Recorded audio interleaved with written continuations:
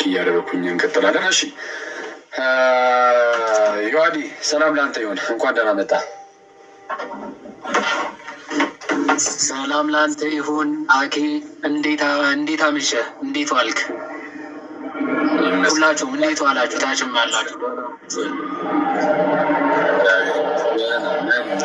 ላክ እንችላል አይደለም? ቤት ነኝ። ፕሌን እያለፈ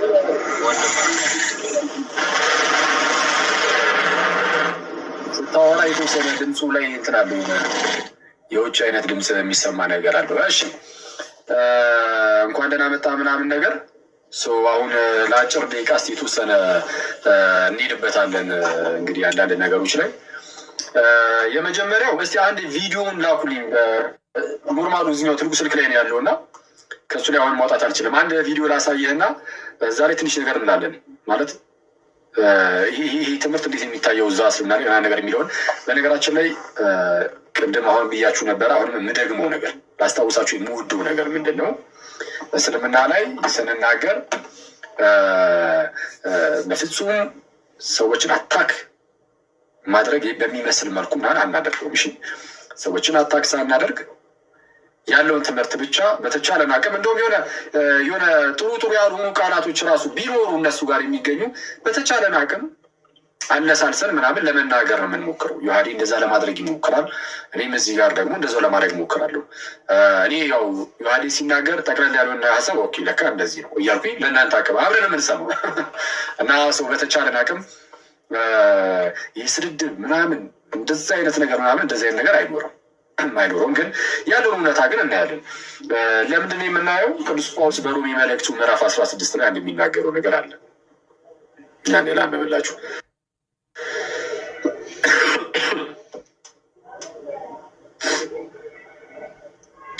እሺ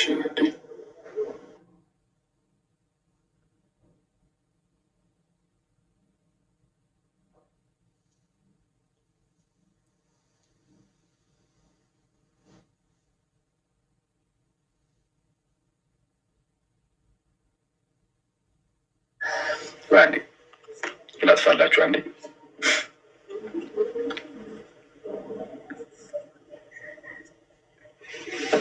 እሺ እናንተ የሚቃወሙትን መለያየትንና ማሰናከያ የሚያደርጉትን ሰዎች እንድትመለከቱ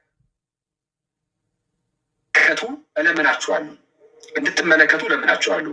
ከዛስ ማለት ተመለከትናቸው ዘንድ እንድትመለከቷቸው ወይም እንድትመለከቱ እነርሱን እለምናችኋለሁ ይልና ከእነርሱ ዘንድ ፈቀቅ በሉ። አየህ፣ ከእነርሱ ዘንድ ፈቀቅ ማለት መመልከት ይጠይቃል። መጀመሪያ ትመለከታቸዋለህ። ከዛ በኋላ ከእነዚህ አይነት ሰዎች ራስን ፈቀቅ ታደርጋለህ።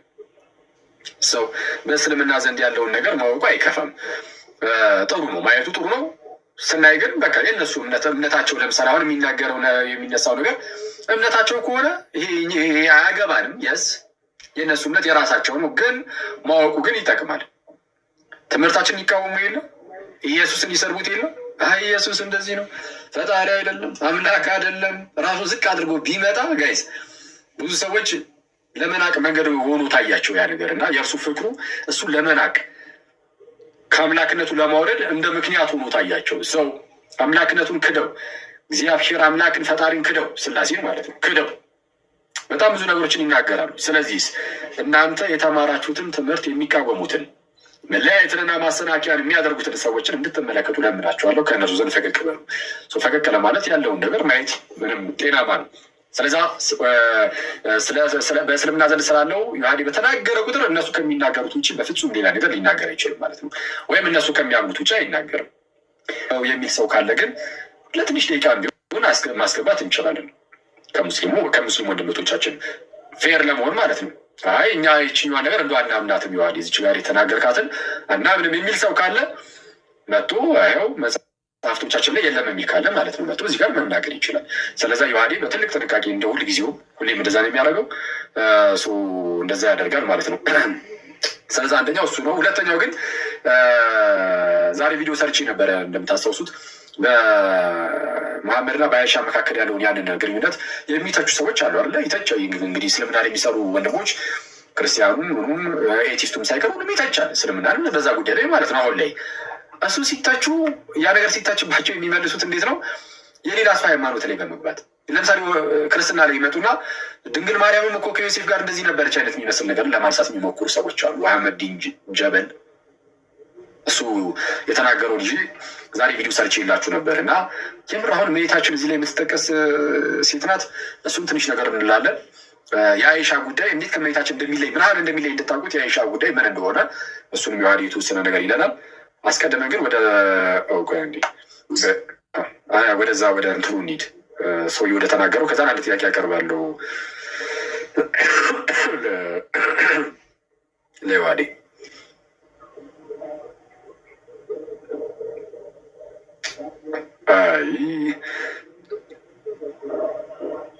እሺ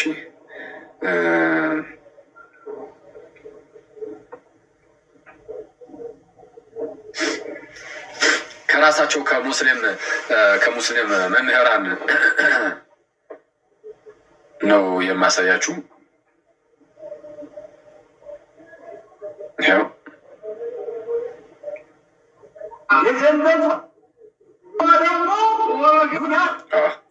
ቆይ ነው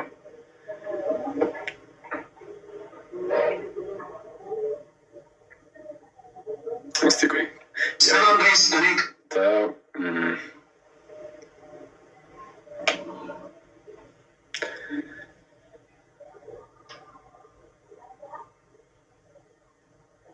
ዊልስን በዊ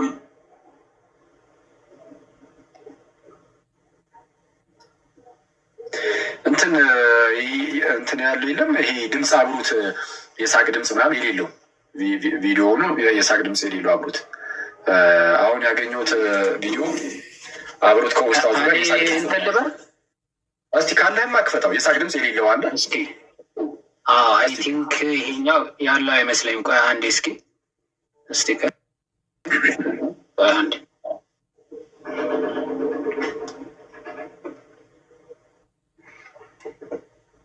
እሺ።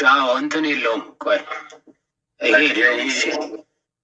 ከጀርባው የሳቅ ድምፅ ከሌለው እስቲ ክፈትልን እና ደግሞ እስቲ እንስማውና ከዛም ጥያቄ እናቀርባለሁ። እስኪ የሼክ ኢብራሂም ንግግር አለው ከፊት እና ምናልባት በጣም የወረደ ነው ድምፁ ከተሰማ ሰው፣ ካልሆነ ግን የእሱን ሰሙ። ወንዶቹ እንዲህ ተቀማጥለዋል። ይሰማል። ሴቶቹስ ምን አላቸው? ሴቶቹ ሑርላይን አላቸው። ያ ወንዶቹ ስለ ጂሃድም ሲያባብላቸው ሲያግባባቸው በሑርላይን ይላል። እኛ ጋር እንዲያው ሴቶቹ አይነሳልን። ይርቃል። አይ ይሄኛው የሆነ ፖይንት ስላለው እንድሰሙት ብዬ ነው እንጂ ዋናው በጣም ይሰማል፣ በደንብ ይሰማል። እቺ የሼክ ኢብራሂም ንግግር ነች እና ይቻላል። በደንብ ይቻላል። እሺ ማለት በጣም ፓሽኔት ሆነው የሚያስተምሩት ትምህርታቸው። ቆይ እንትን እሺ አሁን እሺ በቃ አይ ቲንክ ቆርጬዋለሁ መሰለኝ። እስቲ ቆይ እሺ አሁን አሪፍ ነው። እሺ አሁን ሼክ ኢብራሂም እንጂ ምንድን ነው የተናገሩት?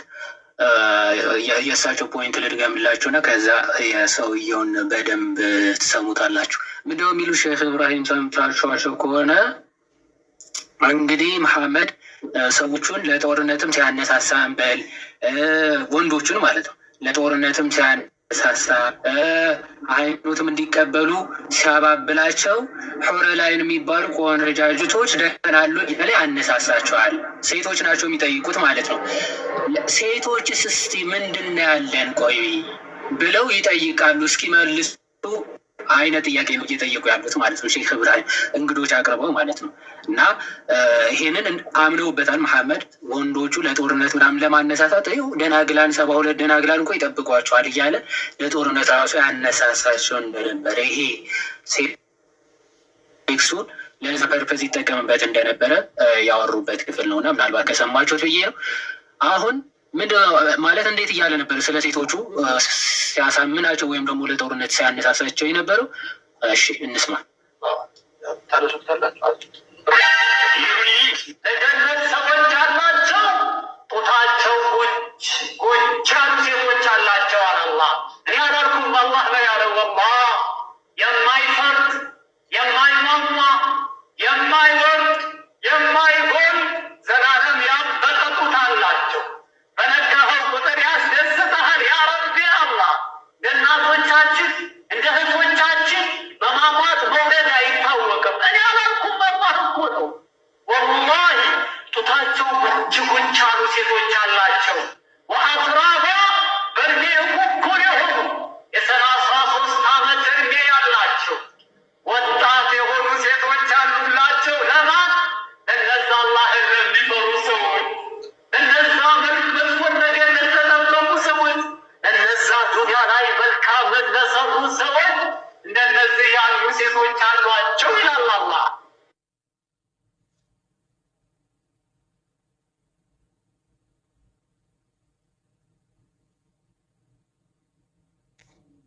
ሼክ ኢብራሂም ነበር ያለው፣ መሐመድ ዘይን ናቸው።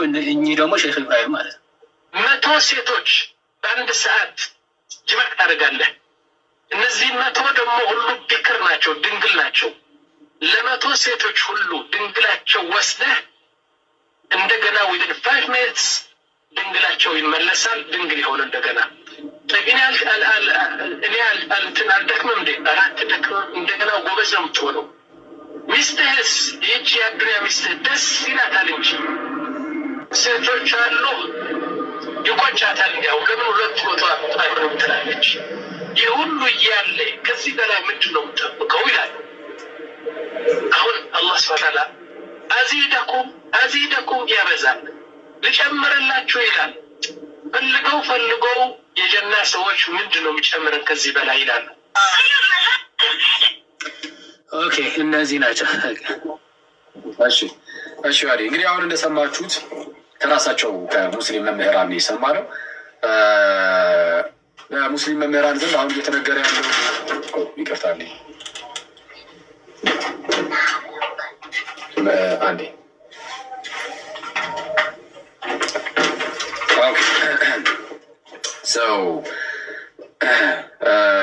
ምንድነው በእስልምና ዘንድ እንግዲህ ያለው የነገረ ገነት ትምህርት የገነት ትምህርታቸው ወይም ደግሞ የሚመጣው ህይወት ትምህርታቸው ይሄ ስካቶሎጂ ምናምን ትንሳኤው ኖሮ ከዛ በኋላ ያለው ህይወት ምናምን ላይ እንዲህ አይነት የሴክሹዋል ነገሮች ምናምን ይኖራሉ የሚል ትምህርት አለ። ግን ይሄ ሴክሹዋል ነገሮች የግንኙነት መፈጸም ምናምን ነገሮች አሉ የሚለው ብቻ ግን ሳይሆን አሁን እንደሰማችሁት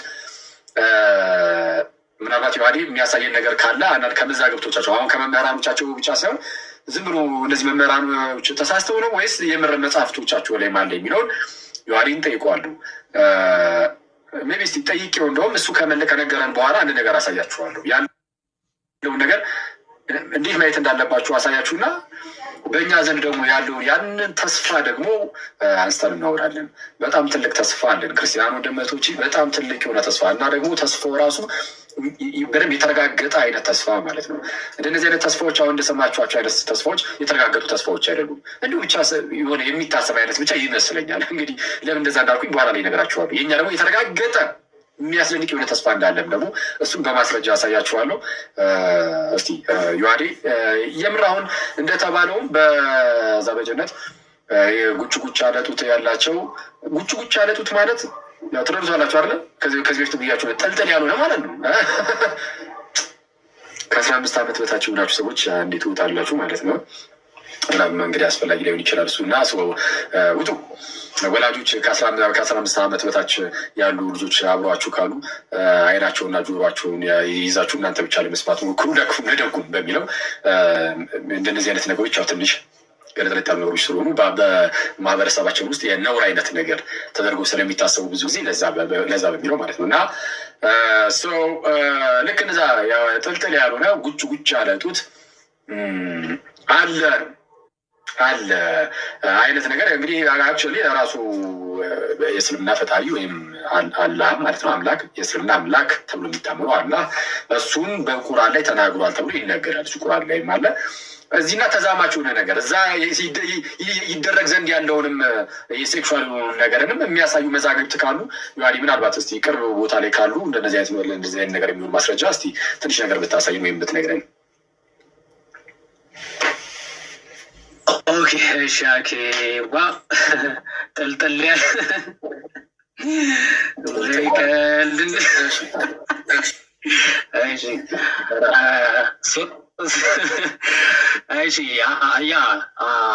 ተስፋቸው ስለሆነ በእርግጥ ይህንን ትምህርት አንዳንዶቹ በዚህ ይህን ያክል በቃ አሉ የሚባሉ ሼኾች ኡስታዞች ምናምን በሚገባ የሚያምኑትና ተስፋ የሚያደርጉት ትምህርታቸው ነው። በቃ እስካቶሎጂ ከተባለ እስልምና ዋና ኢንቴንሽናቸው እና ተስፋቸው ይሄ ስለሆነ በስፋት የሚያስተምሩት ስለ ሴቶቹ ነው እና ከቁርአን ጀምሮ ይሄንን ታሪክ በሚገባ አለ። እሱን ምናልባት ከተቆራረጠ ምልክት አሳየ። እሺ የሚቆራረጥ አይነት ከሆነ እሺ።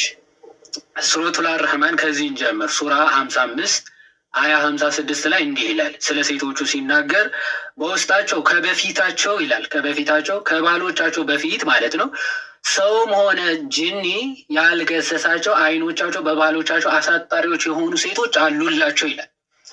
ኦኬ ከባላቸው በፊት ገነት ገብቶ ግንኙነት ከሚያደርጋቸው ከባላቸው ከሱ በፊት ጅኒም ጋኔንም ቢሆን ሰው ያልገሰሳቸው ማለት ድንግልናቸውን ያልወሰደው ማለት ድንግልናቸውን ያልተወሰደ ሴቶች አሉላቸው ይላል። ከዛ ባላቸው ሄዶ እዛ ምን የሚያደርገው ማለት ነው ድንግልናቸው የሚወስደው። የትኛውን ኮሜንታሪ ሄዳችሁ ብትመለከቱ አይኖቻቸው አሳጣሪዎች ማለት ባላቸው ብቻ ነው ቆንጆ መስሎ የሚታያቸው። ገነት ካሉ ወንዶች ሁሉ ከሱ ውጭ ቆንጆ መስሎ የሚታያቸው በጭራሽ የለም እና ማንም ደግሞ ከጋኔንም ይሁን ሰውም ይሁን አልተገናኛሉ። በዚህ አጋጣሚ ሙፈሲሮቻቸው ይሄንን ኢብን ከሲርም ብትመለከቱ በዚህ አጋጣሚ ጋኔኖችም ገነት እንደሚገቡ ማረጋገጫ ነው ይላሉ። ጋኔኖችም እዛ እንደሚያገቡ ማረጋገጫ ነው ብለው ይፈቱታል ማለት ነው። ስለዚህ ጋኔኖች ራሱ ሴክስ እንደሚያደርጉ እና እዛ በገነት ማለት ነው እንደሚጋቡ የሚያሳይ ነው። ሁለተኛ ደግሞ የሰው ሚስት የሆኑ ወይም ደግሞ እነዛ ቆነጃጅት የሆኑ የገነት ሴቶች ሑሪ ባለ ጥቋቁር አይኖች ይላቸዋል ቁርአን ሲገልጻቸው። አይናቸው ጥቋቁር የሆነው ጡቶቻቸውም እናየዋለን በኋላ ላይ። እንደዛ የሆኑ ሴቶች አሉ። ደናግላን ናቸው እና ማንም አልነካቸውም፣ ሰውም ጅኒም አልነካቸውም ይላል። ኦኬ የገነት ሰዎች ደግሞ ወደ ገነት ሲገቡ በጣም ቢዚ ይሆናሉ። በሆነ ስራ ቢዚ ይሆናሉ። ያው ሱረቱል ያሲን ሱራ 36-55 ላይ በጣም ቢዚ ይሆናሉ ይላል። የሚታያቸው ከሆነ የገነት ሰዎች ዛሬ በእርግጥ በስራዎች ውስጥ ተደሳቾች ናቸው ይላል። አማርኛው ቢዚዎች ናቸው ነው ትርጉሙ ማለት ነው። በስራዎች ተደሳቾች ናቸው ይላል። የሆነ ስራ እየሰሩ ቢዚ ሆነዋል፣ ተጠምደዋል። ምንድን ነው ያን ስራ የሚለው ተፍሲራቶቹን እንመለከታለን። እንግሊዝኛው የሚታያቸው ከሆነ አርበሪ ትራንስሌሽን ማለት ነው። የአርበሪ ትራንስሌሽን ዘ ኢንሃቢታንትስ ኦፍ ፓራዳይዝ ቱዴይ አር ቢዚ ኢን ዜር ሪጆይስስ ይላል። የሆነ ስራ እየሰሩ ቢዚ ሆነዋል ይላል። ኦኬ ምንድን ነው ቢዚ ያደረጋቸው ስራ? ያው ተፍሲር አልጀላላይን የራሳቸው ሙፈሲር ምንድነው ቢዚ የሚያደርጋቸው? በገነት ቢዚ የሚያደርግ ስራ ይኖራል። ምንድን ነው ያ ስራ የሚለውን ሲያብራራ to what the inhabitants of the fire are suffering ኦኬ ቢዚ ማለት ነው በመሰቃየት ቢዚ እንደሚሆን ሁሉ በሲኦል ያሉ ሰዎች በስቃይ ቢዚ እንደሚሆኑ ሁሉ አለ። the delighting in pleasures such as deflowering virgins ይላል። የገነት ወንዶች ደግሞ ወይም ደግሞ የገነት ሰዎች ደግሞ በደስታ ምን ይሆናሉ? ቢዚ ይሆናሉ። ምን በማድረግ ዲፍላወሪንግ ቨርጂንስ የነዛን ደናግላን ድንግልና በመውሰድ ቢዚ ይሆናሉ ይላል። ንጽጽሩ በገሃነም ያሉት ሰዎች በእሳት በመቃጠል ቢዚ ሲሆኑ፣ በገነት ያሉት ደግሞ ደናግላንን ድንግልናቸው በመውሰድ ቢዚ ይሆናሉ ነው።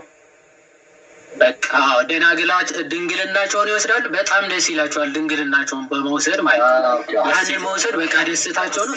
በቃ ደናግላንም ዲፍላወር ማድረግ ድንግልናቸውን ማፍረስ በቃ ለእነሱ ትልቁ ስራቸው ቢዚ የሚያደርጋቸው ስራቸው ነው። ስለዚህ በሌላ ነገር በምንም ቢዚ ሊሆኑ አይችሉም እያለ ኢብን ከሲር ያብራራዋል ማለት ነው። ስለዚህ ደናግላንን በመገርሰስ ድንግልናቸውን በማፍረስ ቢዚ ይሆናሉ ይላል። እዛው ሱራ 78:33 ምን ይላል? እኩያዎች የሆኑ ጡተ ጉቸማዎችም የሆኑ ሴቶች አሉ ማለት እኩያ የሚላቸው እድሜያቸው ማለት ነው። እድሜያቸው ቅድም ሲያብራሩት እንደነበሩ ኡስታዙ ሰምታችኋቸው ከሆነ እኩያዎች የሆኑ ማለት እድሜያቸው 33 ዓመት የሆኑ ሁሉ እና ደግሞ ጡተ ጉቸማዎች የሆኑ አለ። ጡተ ጉቸማ ምን ማለት ነው? ኢብን ከሲር ሲያብራራው ጡተ ጉቸማ የሚለው ምን ብሎ ፈታው? ኦኬ ካዊብ የሚለውን ነው ጉቸማ የሚል ቃል ማለት ነው። ዚስ ሚንስ ራውንድ ብረስትስ ማለት ነው። ክብ የሆነ ጡት ማለት ነው። ኦኬ ዘይ ሚን ባይ ዲስ ኢዝ ዛት the breasts of the girls will be fully round and not sagging ይላል። ስለዚህ የእነዚህ ሴቶች ጡታቸው ሙሉ ክብ ነው። ኦኬ ፉሊ ራውንድ ነው፣ ሙሉ ክብ ነው። ኤንድ ናት ሳጊንግ ማለት አኬ እንዳለም እንጥልጥል ያለ እንጥልጥል እሺ ያልወረደ ማለት ነው። ያልወረደ ማለት ነው ይልና ቢካዝ ለምንድን የማይወርደው ይልና ቢካዝ they will be virgins። ኦኬ ምክንያቱም ሁልጊዜ ምንድናቸው እነዚህ ሴቶች ቨርጅን ስለሆኑ ማለት ነው። ኦኬ ሴክስ ያደርጓቸው የለ እንደ ቨርጂኒታቸው የት ይሄዳል ሲባል ሴክስ አድርገው ሲጨርሱ አላህ ደግሞ ወደ ቨርጂኒቲ መልሳቸዋል ማለት ነው። ኦኬ እነሱ ዲፍላወር ያደርጋሉ፣ አላህ ደግሞ ፊክስ ያደርጋል። እነሱ ዲስቨርጅ ያደርጋሉ፣ አላህ ደግሞ ቨርጂን ያደርጋል ማለት ነው። ስለዚህ ሁልጊዜ ድንግልናቸው ይፈርሳል፣ መልሶ ደግሞ ይመለሳል። ስለዚህ ጡታቸው ደግሞ ልክ እንደዚያ አይወርድም ማለት ነው። ሁልጊዜ እሳግ ያላረገ ክብ የሆነ ራውንድ የሆነ ምን ይኖራቸዋል ይላል፣ ጡቶች ይኖራቸዋል ይላል። ባይዘ በሚገርም ሁኔታ ቆይ ምን ያክል ማይል እንደሆነ መቀመጫቸው ምናምን በማይል አስቀምጦታል ኢብን አልቀይም። ቆይ እሱን እናየዋለን። ግን እስኪ በገነት ምን ያክል ሴቶች ሴክስ ሊያደርጉ ይችላሉ? በገነት ሄደው ምን ያክል ሴቶች ነው ሴክስ ሊያደርጉ የሚችለው ይለው ኢብን ከሲር ሱራ 56 ወይም ደግሞ ምዕራፍ 56:38 ሲያብራራ ምን ብሎ ተናግሯል? ከአውተንቲክ ከሆነ ሀዲስ ማለት ነው፣ ተአማኒ ከሆነ ሀዲስ ምን ብሎ ዘግቧል? መሐመድ ራሱ ተጠይቆ ነበር። እኛ እስቲ አሁን ገነት ሄደን ሴክስ እናደርጋለን? ልክ ጌታችን ጠይቀውት ነበረ። የሆነ 7 ባሎች እየተፈራረቁ ያገባች ሴት ገነት ሄዳ ማንን ነው የምታገባው የሚል ጥያቄ አይነት ተጠይቆ ነበር ጌታችን። ልክ ይሄ ጥያቄ ለመሐመድም ተጠይቆ ነበር። ሚስቶቻችን በገነት ምን ሴክስ እናደርጋለን ወይ ብለው ጠይቀውት ነበር። ያው እዚህ ጋር የሚታያቸው ከሆነ ኢን ፓራዳይዝ ዘ ቢሊቨርስ ዊል ቢ እናደርጋለሁ ነው ወይ ብለው ሲጠይቁት ምን ብለው መለሰ? ኢን ፓራዳይዝ ዘ ቢሊቨርስ ዊል ቢ ጊቨን ሰች ኤንድ ሰች ስትሬንግዝ ፎር ውመንስ ይላል። ለሴቶች የሚሆን ጉልበት ከአላህ ይሰጠዋል አለ። ልክ መሐመድ በምድር እያለ ባይዘው አይ ቲንክ አንዳንድ ስኮላር ስንፈተ ወሲብ አይነት ነገር ነበረበት ይላሉ እና በኋላ ላይ የ30 ሰው ጉልበት ተሰጥቶታል መሐመድ ማለት ነው። የ30 ሰው ጉልበት እንደተሰጠ ሁሉ በገነት የሚገቡ ሙስሊሞችም የ100 ሰዎች ጉልበት ይሰጠዋል አለ። ኦኬ ሰች ስትሪንግስ ለሴቶች የሚሆን ሴቶችን ዲፍላወር የሚያደርግበት ድንግልናቸው የሚወስድበት ጉልበት ይሰጠዋል አለ። አናስ አላሳመነውም ይሄ ነገር እና ሰይድ አስክድ አላህስ መሰንጀር ዊል ዋን ቢ ኤብል ቱ ዱ ዛት አንድ ሰው የምር ይህንን ማድረግ ይቻላል ብሎ ይጠይቃል። then he will be given the strength of 100 men። ኦኬ የ100 ሰዎች ጉልበት ምን ያደርገዋል? ይሰጠዋል። ለምን አልቲርሚዚ also recorded it and said ሰሂህ ይሄ ሰሂህ የሆነ ሐዲስ ነው ብሎ ማን ዘግቦታል? አልቲርሚዚ። በአልተበራኒም ይሄ ሐዲስ ምን ተብሏል? ሰሂህ ነው ብሎ ተናግሯል ማለት ነው። ዋላስ መሰንጀር will we have sexual intercourse with our wives in paradise ተብሎ ተጠይቆ ማለት ነው። ዘን የመሐመድ መልስ እዚህ ጋር ተመልከቷል። the man will be able እሺ the man will be able to have sexual intercourse with 100 virgins in one day ይላል። በአንድ ቀን ከ100 ደናግላን ጋር ሴክስ ማድረግ ይችላል። ለምን? ጉልበቱ ስለተሰጠው ማለት። ስለዚህ ጉልበት ይሰጠዋል። የ100 ሰዎች ጉልበት ነው የሚሰጠው። ስለዚህ 100 ደናግላን ፐርዴይ ምን ያደርጋል ማለት ሴክስ ማድረግ ይችላል። እና በጣም የሚገርማቸው ዝቅ ብላቸው ስትመለከቱ ሴቶቹ ራሱ ለዚህ ሴክሹዋል ዲዛይር በጣም ምንድን ነው ዝግጁ የሆኑ ሴቶች እንደሆኑ ለማጠየቅ ምን ብሎ ይናገራል መሐመድ? አንዲት ሺህ ከመል ወይም ደግሞ ሴት ግመል በበረሃ መካከል ውሃ እንደተጠማች ልክ እነዛ ሴቶችም ለሴክስ የተጠሙ ይሆናሉ ይላል። ያው ዝቅ ብላቸው አሴ ሺህ ከመል እንደዘርት ውሃ እንደምትጠማ ልክ እነዚያም ለሴክስ ሬዲ የሆኑ ሴቶች አሉላቸው የሚል ሀሳብ ማን ይናገራል ማለት ነው? መሐመድ። ኦኬ በአጭሩ ጠቅለል ለማድረግ አንድ ሰው ገነት ሲገባ አቀባበሉ ምን ይመስላል የሚል አቦርስ ኦፍ ሃፒነስ ወይም ደግሞ ይሄ ድራይቪንግ ዘ ሶልስ ቱ ዘ አቦርስ ኦፍ ሃፒነስ የሚል መጽሐፍ አለው በኢብን ቀይም አልጃዊዚ የተጻፈ ስለ ገነት ህይወት ማለት ነው። ስለ ገነት በእስልምና ምን እንደሚመስል እንዴት እንደሚገቡ እንዴት እንደሆነ ህይወታቸው የሚናገር ሙሉ መጽሐፍ ነው ይሄ መጽሐፍ ማለት ነው። እዛ መጽሐፍ አንድ ሰው ወደ ገነት ሲገባ እንዴት አይነት አቀባበል እንደሚደረግለት ምን ያክል ሴቶች እንደሚጠብቁት ምናምን በስፋት ያብራራል እና ገጽ 149 ላይ እንዲህ የሚል ሀሳብ ታገኛላችሁ። እዚህ ጋር የሚታያችሁ ከሆነ ገጽ 149 ላይ እንዲህ ብሎ እንዲህ ይላል። መጀመሪያ ያ ሰው ወደ ገነት የሚገባው ሚኒማም የሚያገኛቸውን ነገሮች ሲዘረዝር መሐመድ ተጠይቆ ማለት ነው የሆነ ሰው ገነት ሲገባ የሚያገኛቸው ሚኒመም ስጦታዎች ምን ምንድን ናቸው ተብሎ ተጠየቀ። ያንን ሲመልስ ምን ይላል? መጀመሪያ ትንሹ የሚያገኙት ስጦታ ማለት ነው በገነት ትንሹ የሚያገኙት ስጦታ ምንድን ነው የሚለውን ተጠይቆ እየመለሰ ምን አለ? መጀመሪያ ከሞት ይነሳል። ከዛ በኋላ ከጀነት ምን ይላክለታል ይላል? ሺክ ካሜል ማለት ነው። የሴት ግመል ትላክለታለች። ክንፍ ያላት ነች። ሆፍ ይሄ ኮቴ ነው የሚባለው ሸኮና ማለት ነው። ከወርቅ እንደተሰራ የሚያብረቀርቅ አይነት ግመል ትመጣለች። ይዛው ወደ ገነት ትሄዳለች፣ ወደ ቤቱ ትወስዷለች ይላል። ዘን ቤቱ መጀመሪያ ሲገባ ከመግባቱ በፊት ትልቅ ዛፍ አለ። ከዛፉ ስር 2 ውሃዎች ይፈልቃሉ ወይም ይፈሳሉ። እዚህ ግመሏ ሄዳ ልክ ከዛፉ በወርቅ የተሰራ ሰንሰለት እዛ አለ፣ እዛ ሄዳ ትቆማለች። እሱ ከሁለቱም ውሃዎች ይታጠባል። መጀመሪያ ፊቱ በጣም ያበራል፣ በደስታ ይሞላል። ከሁለተኛው ውሃ ደግሞ ሲታጠብ ፀጉሩ የሚያምር ይሆናል ምናምን ይላል። ዘን ደጋርዲያን ማለት ነው የቤቱ ጠባቂ አለው። እኔ ጠባቂ ነኝ ልወስድ መጥቻለሁ ብሎ ወደ ቤቱ ይዞት መግባት ይመጣል ይጀምራል ማለት ነው። ደን በመሬት ላይ የነበረችው ሚስቱ ትመጣና ሚስቶቹ ከሆኑ ሚስቱም ከሆነች ትመጣና ትስመዋለች። በጣም ነው የምወድህ፣ አንተም በጣም ነው የምትወደኝ፣ ከአንተ ለዘላለም አልለይም ምናምን ብላ ትነግረውና ወደ ክፍሉ ይዞት ይሄዳል። እሷን ሰላም ካለ በኋላ ወደ ክፍሉ ይዘውት ይሄዳል ይላል። እዚህ ጋር ለማሳጠር ማለት ነው። እዚህ ጋር የሚታያቸው ከሆነ አሁን እያነበብኩኝ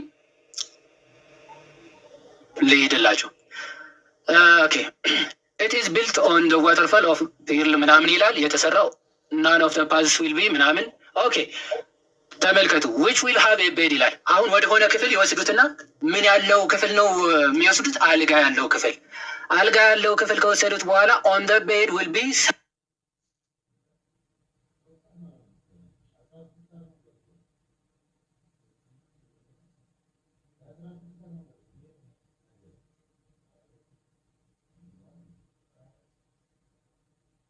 ሴቶች 70 ሚስቶች አሉት ይላል። each one will have 70 robes yet the marrow of their legs will be seen from the inner of the skin ይላል። የሰባዎቹ ሚስቶች ቆዳቸው ንጣቱ በጣም ነጭ ከመሆኑ የተነሳ በስኪናቸው አልፈ marrow of their bone ማለት የአጥንታቸው መቅኔ እስኪታይ ድረስ ነጮች ናቸው ይላል። መቅኔያቸው እስኪታይ ድረስ ነጫጭ የሆኑ 70 ሴቶች አሉ። ኦኬ he will pass then በእነሱ ማለፍ ይጀምራል። the night in intercoursing with all of them ይላል። ስለዚህ ሌሊቱን ሙሉ ከነዚህ ሴቶች ጋር ምን ሲያደርግ ያድራል ይላል? ሴክስ እያደረገ ያድራል። the minimum gift given to ለአንድ ሰው በቃ ትንሽ ተሰጠው ከተባለ ይሄንን ይሰጠዋል ይላል። ከሰባዎቹ ጋር ምን እያደረገ ይቆያል ያድራል ይላል? ሴክስ ሲያደርግ ያድራል። ሴክስ ማድረግ ፐርፐዙ ወይም ደግሞ የመጀመሪያ ስጦታው ነው ማለት ነው። እና የሴቶቹ መቀመጫ ዲስክራይብ ሲደረግ እዚህ መጽሐፍ ገጽ 155 ላይ he will have 72 wives ማርቴር ከሆነ ደግሞ ይህ ሰማዕታት እንደሚባሉት ደግሞ 72 ሚኒማም ይሰጠዋል ይላል እንደ ደረጃቸው። አሁን ባይዘወይ ይሄ 2 ዋይቭስ የሚለው በጣም በእስልምና ራሱ ኮንትሮቨርሻል ነው። የሆነ 2 ዋይፎች ይሰጡታል የሚል ኮንትሮቨርሻል ነው። ከሑሪዎቹ ነው ወይስ ከዚህ ዓለም ከምድር ሴቶች ነው 2 የሚሰጠው የሚለው ማለት ነው።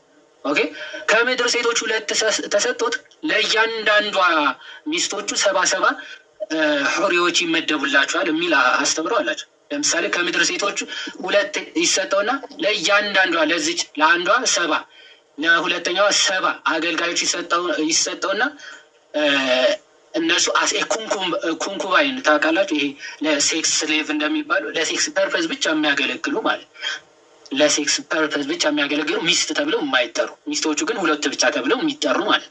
አንዳንዶቹ ደግሞ ኖ ሑሪዎቹ ራሱ 2 ይሆኑና ሌሎቹ ኩንኩባይን የሚባሉ ግን በቃ አሴ ሴክስ ስሌቭ የማይቆጠሩ እንደዛ ብለው ነው ዲፋይን የሚያደርጉት። እና ይሄ 72 ምናምን ሲባል ሊሚት እንዳይመስላችሁ ማለት ነው።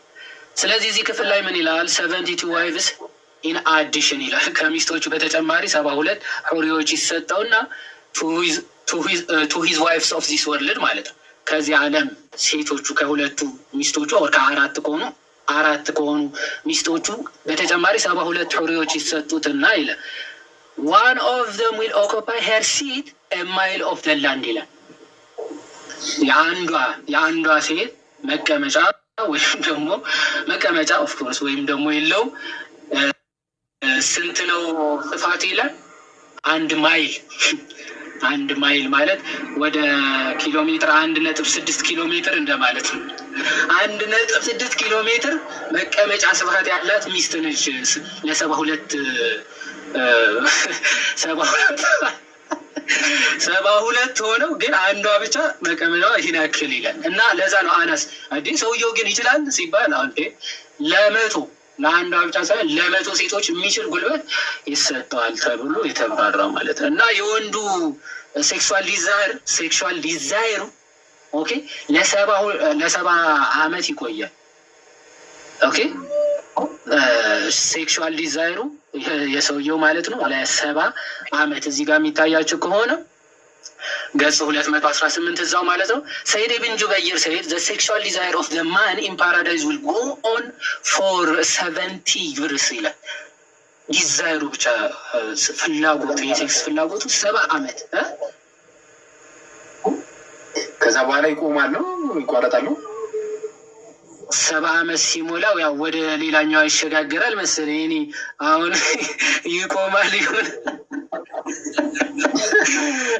ትራንስፈር ከአንዷ ጋር ይሁን 70 ዓመት እኔ አላውቅም። ግን ሴክሹዋል ዲዛይሩ ግን በቃ ሳይ ይሄ ስታንድ እንደሆነ 70 ዓመት ያክል ሴክሹዋል ዲዛይሩ አይቀን ማለት ስታንድ እንደሆነ ማለት ነው። እንደውም አንዳንዶቹ ሀፍረተ ስጋው ራሱ እንትን የማያደርግ ፍላሲድ የማያደርግ ማለት ነው።